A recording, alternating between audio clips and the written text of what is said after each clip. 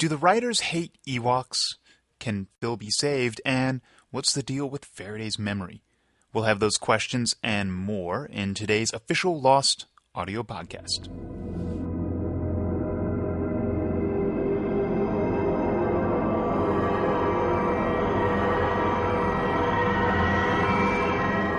Hello, everyone, and welcome back to the podcast. We're here today with executive producers Damon Lindelof and Carlton Cuse to prehash our upcoming episode entitled The Variable. And yes, that is Lost's 100th hour. Woohoo! Yeah, it's just me in here partying it up with myself.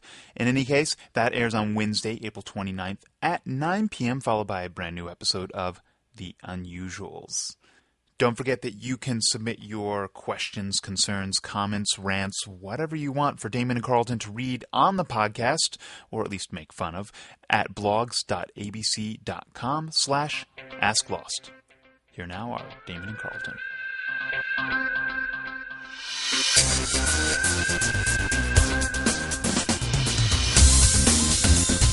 Good morning, Damon. Good morning, Carlton. How the heck are you today? I am. I'm feeling good. We're just. We're going to be done in about a week, editing the finale, which is on the air in about 3.5 weeks. And then we're going to Paris. Yes, we're going to Paris. The show has been honored with a Jules Verne Award. Or will be honored. Will be honored. Well, they told Hopefully us. They'll give they it told to us. us we're going to win, which is why we're going. We've been invited a couple times to go abroad since we started the show, and we've never said yes because we're always too busy working on the show. But finally, we have this one golden opportunity to sort of go gallivanting. How's your French? It's not good. It is not bien. It is pas de bien. It is not well Okay, well that's spoken. something. Yeah. Okay, let's rehash. the last episode. Wait. Let's acknowledge that it's Chris's birthday today. Happy birthday, Chris. Happy birthday, Chris. Thanks. Chris was complaining about how the fact that He's last podcasted year... every year on his Yeah. birthday since he was 9. Last year he and we've never podcasted. acknowledged it. So happy birthday, Chris. So this year, this will count for the next year's podcast and the zombie season podcast as well. You don't Okay. look a day over Over 46. 57. What? 57. 57. It's the eyeliner. Yeah. Yeah. Wonderful. I'm glad. Okay. Quickly becoming the Gelman of the show. Are we going to rehash episode 513? Some like it Hoth, Damon? Well, from what I understand, Carlton, many of the fan questions deal with this episode. It has catalyzed the fan community in many ways, so I think the less said, the better. I do think, obviously now we are coming, Some Like It Hoth is the last episode of sort of romping around in Dharma times before the proverbial Maynard hits the fan. Can we say that? You can Yeah, say that sure. on a podcast. It's French. Sure, It's exactly. It looks like things are coming to an end in Dharma time. Sawyer has basically knocked out Phil. He and Juliet are going to tie the guy up. You know, Kate... Are you saying no more jokes for the rest of the year? There might be 2 or 3 jokes, but it's Not not too many jokes. It's not exactly going to be good. A laugh riot. Yeah, exactly. No more hootenannies. You know what I did like, though? That the audience predicted that Miles and Pierre Chang were father and son, and guess what? They They were! right. Yeah, that's one of those things people ask us all the time. Do the fans guess theories? Do you read fan theories? When you see that the fans have got it right, do you course correct so you can still surprise them?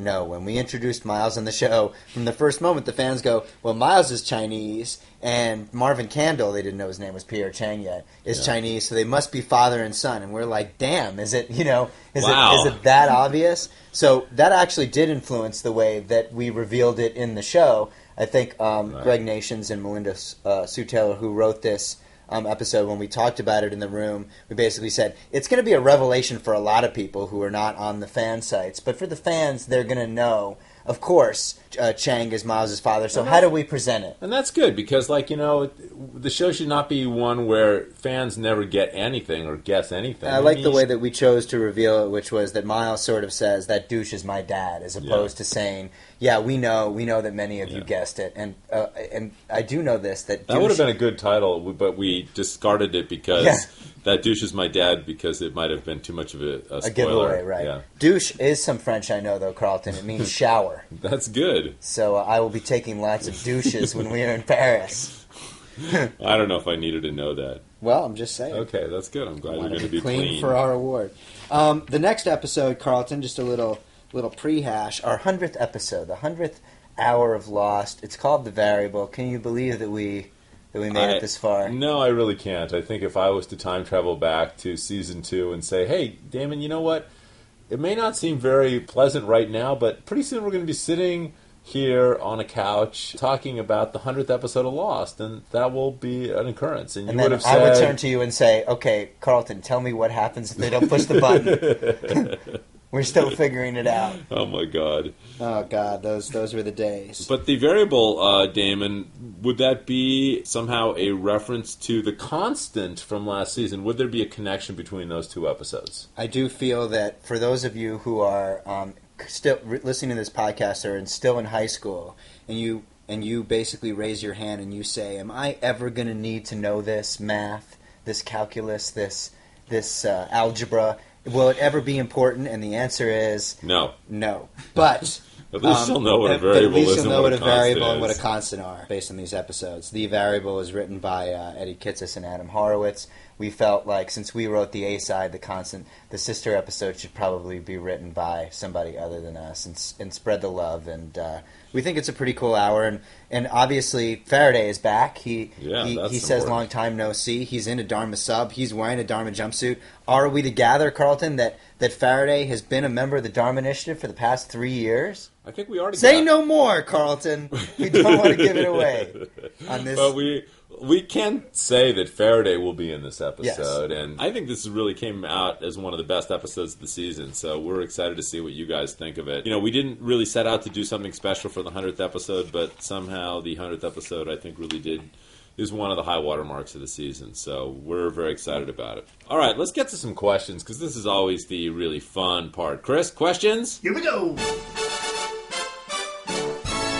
Question number 1 from Carol in Georgetown, D.C. Why does Sawyer even bother wearing shirts?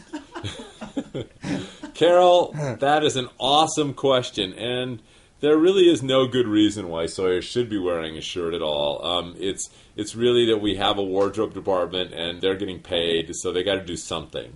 And probably if he was walking around the Dharma Initiative without a shirt on, he probably would not have the post of head of security. No, that's true. It would be hard to stencil that on his chest. You could get a tattoo, and then we could do a flashback episode about it. You know, Damon, I'm kind of curious, like, what would be your 3 most interesting facts about Sawyer? What would be a couple of things that you really like about Sawyer that maybe the audience isn't aware of? One thing that I love about Sawyer is that he wears glasses, just like you and I do. That's true. And we did a whole episode about that. That's sort of a little more obvious, but I like the thinking man Sawyer, the Winston Churchill sort of, when I was a kid and I got Star Wars figures, you could sort of get Han Solo in different, you could get sort of traditional Han and Hoth Han, Bespin Han, and, I like thinking man Sawyer with his glasses on. Another thing that a lot of people don't know about Sawyer is that he's ambidextrous. That is an interesting fact. Because his gun, I believe his gun hand, if he's pointing a gun at you, he's a lefty. But he catches things with his right hand. We've seen him write with his left hand. That might not mean that's the only way he can write. You write with your left hand, don't you, Carlton? I do write with my left hand, but when I was a little kid, I write very weirdly with my left hand, and I had a teacher who tried to basically train me to write with my right hand, and so I was briefly a righty because people didn't really want me to be a lefty, but I reverted back to becoming a lefty. I think that when we were first talking about Sawyer being a con man, we decided that he should be ambidextrous because all good con men can sign with both hands, because that's a good way to mask your handwriting and your identity as well. Because if you basically if somebody says, "Well, what are the defining characteristics of that person?" They say, "Well, he's left-handed." Maybe the next time he plays a role, he's right-handed. And the third thing that I like most about Sawyer is that he likes to just hit you without warning. He did it to Saeed in the jail cell. Oh, yeah. He did it to Phil now. Is this the last time that we've seen Sawyer hit somebody this season, Carlton? Ow! Wow, you did not have to. All right. I guess that's a great illustration. The thing about Sawyer is that he recognizes that Ouch. The person who strikes first and was surprised in a fight usually wins. It's like a basic tactic of street fighting. If you basically get that first blow in and it is a true surprise, you're putting yourself in a pretty good position to win that fight. My eyes are really watering. That was a good shot, a cheap shot. It was a cheap shot, but it was a good way for me to illustrate the point. Well, do you have any questions for me, Carlton? I do. So while you hold your nose, I'm going to ask you this question here. Hey, Damon, Carlton, now that Naomi has reappeared, there's something that has always bothered me. Why was there only one helicopter on the freighter, yet when Naomi parachuted on the island, everybody heard her helicopter crash into the ocean? Is that ever going to be explained? Asks Betsy from Lakeland, Florida. There were 2 helicopters on the freighter. There was sort of the scout helicopter that's the one you're referencing, which is Naomi's helicopter that she, basically parachuted out of and did crash in the water. And the other helicopter was Lapidus' helicopter, which was our hero helicopter. So if you go back and look at the season, you will see that there are 2 helipads on the freighter. There was a point, and obviously when Michael gets on the boat and meet Kevin Johnson, both helicopters are there. One obviously was to transport people in and out, and one was sort of as a spotter, and that was Naomi's job. I just have another thing here I just want to add. Please. Aaron Farquhar from San Diego, California says, thanks for giving us the reason of the $3.2 million demand. Oh, cool. For Miles. Yeah, you and I actually sort of debated these monetary issues, and I said and monetary policy. Yeah, I said if basically Widmore is offering Miles $1.6 million, and then later on when Bram is trying to get Miles to not go to the island, and Miles says you have to pay me double to not do that, will people really extrapolate this is why he asked Ben for $3.2 million in season 4 when he is trying to flip sides? And you were like, someone out there will be grateful, and I said no one will be grateful. They're never grateful. They never thank us. Aaron is grateful, and I just want to say, Damon, see, at least one person cares about understanding why Miles picked that $3.2 million figure. Okay, my next question for you, Carlton, is, are you Aaron Farquhar? No. All right. I am not Aaron Farquhar. It's not on my list, but I just wanted to try to catch you off guard like when you punched me in the face. Okay. Damon. Yep. And Carlton, before I get to my question, I just want to thank you for making the best show ever made. But on to my question. Enough about Nash Bridges. On ABC's Lost message boards, I have made a petition to save Phil from the Dharma Initiative. I have received over 4,000 positive responses. Is there any way we will be seeing any more hootenannies in Season 6? Will Phil survive the Dharma Initiative? Yes. Are we saying, like, is he going to get purged out, or what will be the fate of Phil? Yeah, basically. You got a Phil fan here. Can you give us any hint as to what Phil's future on the show is? All I will say is that there is a high probability that when you watch the 15th episode of this season entitled Follow the Leader, you might change your mind about Phil's fate. Yeah. And that's, if you're a Phil fan, I guess it's a P-H-A-N, and this would be Phil's fate, P-H-A-T-E. So I would withhold judgment on what you want to have happen to Phil. Okay. Carlton. Yep.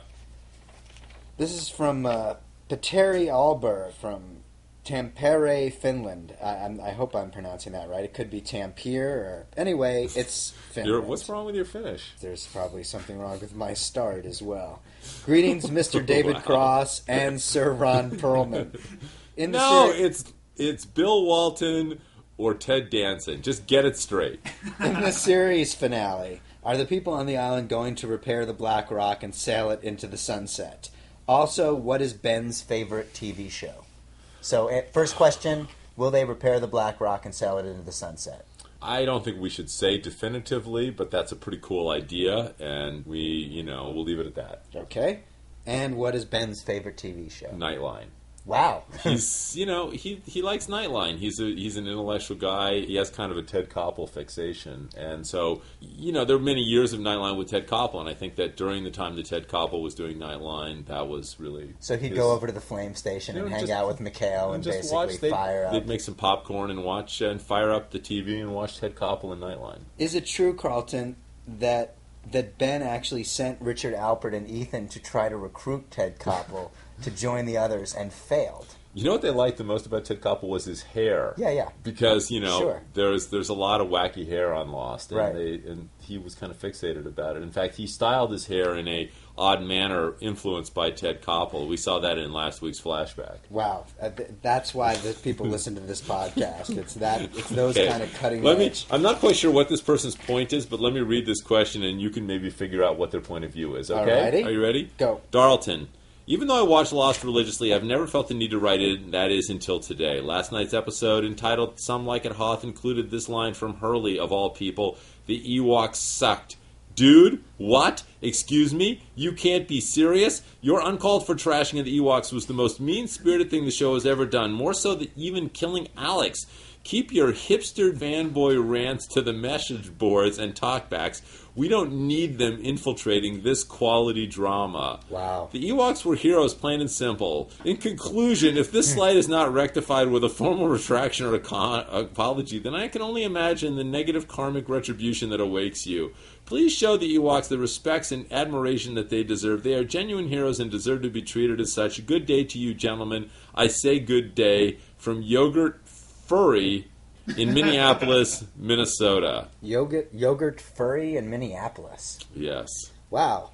All right. Well, I don't know. I'm not quite sure what his point was, but look, we knew that this was going to be a controversial concept when Hurley basically says the Ewoks sucked, and it, in fact, catalyzed it about 2 hours of room time as the various writers weighed in on whether or not we loved the Ewoks or hated the Ewoks. And in fact, we went off on a tangent on how it wasn't even supposed to be Ewoks. In George Lucas's original reckoning of Return of the Jedi, it wasn't the moon of Endor. It was supposed to be the planet Kashyyyk, which is the Wookiee home planet, and that would be much more hardcore. So basically, we took on the feeling that Hurley actually believed that it should have been as in the original, that the final battle in Return of the Jedi, which is the culmination of the battle between the rebels and movies and the evil Empire, to fight it out with sort of cute little bear things as opposed to badass Wookiees. Badass Wookiees would be far more superior. And then we were basically talking about... And when people were talking Yes. about like sort of revisions in terms of what Hurley's thinking is, this is really an indication of it. We didn't actually spell out that he would prefer Wookiees to Ewoks, but